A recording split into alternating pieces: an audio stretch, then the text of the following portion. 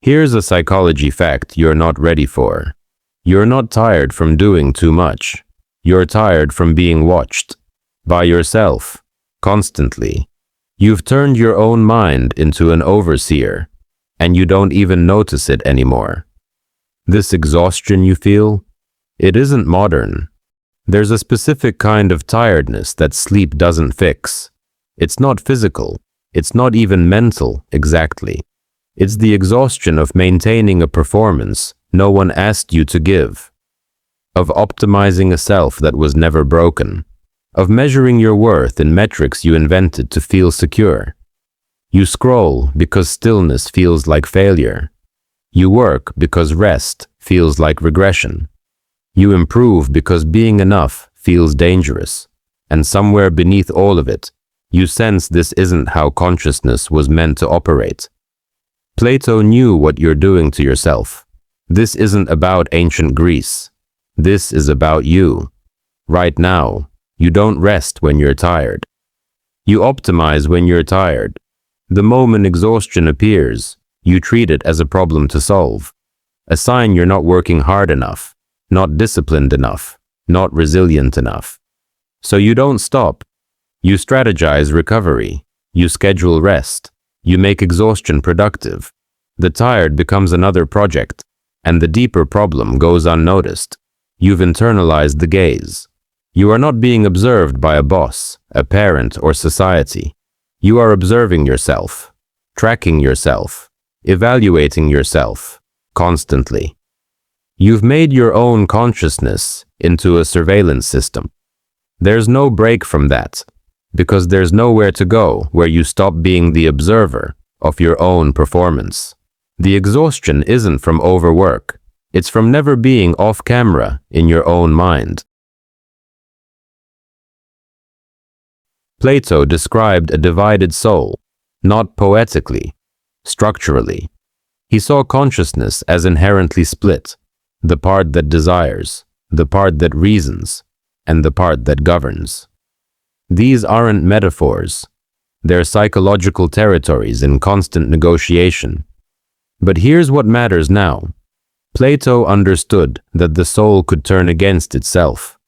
When the rational part, the observer, the calculator, the one who measures, takes total control, it doesn't free you. It exhausts you. Because reason was never meant to run alone.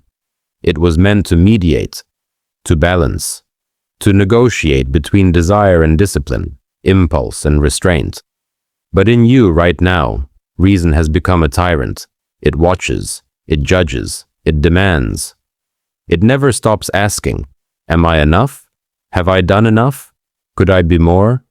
And the rest of you, the part that feels, that wants, that simply exists without justification, gets pushed down, ignored, treated as inefficiency.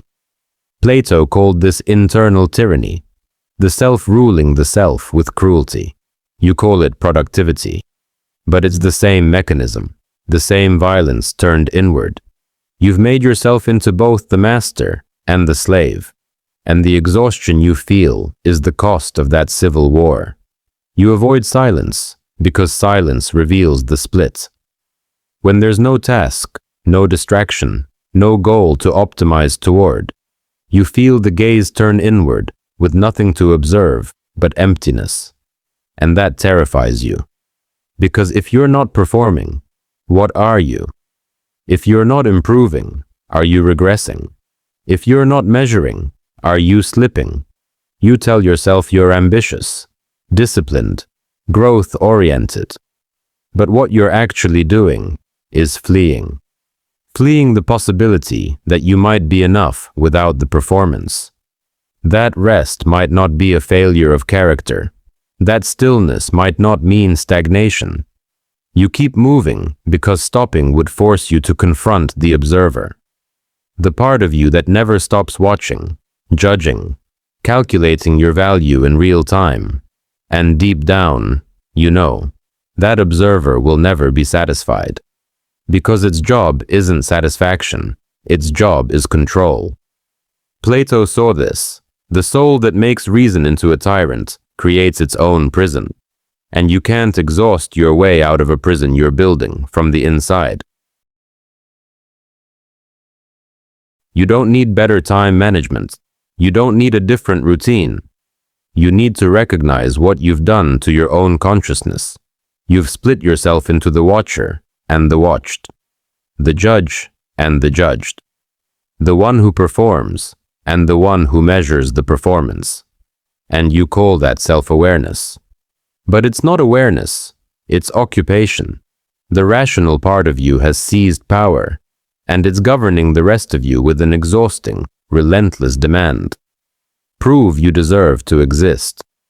Plato understood this tyranny, not as philosophy, as lived experience. The soul at war with itself doesn't burn out from effort. It burns out from refusing to stop being its own enemy. Awareness doesn't fix you, it exposes you. If this felt uncomfortably familiar, you're not alone. This space exists for people who think in private, who sense the split, who feel the exhaustion of constant self-surveillance, but don't know how to name it. Philosophy isn't here to teach you. It's here to show you what you've been living. So the question isn't whether Plato was right. The question is, how long will you keep watching yourself before you realize the observer is the prison?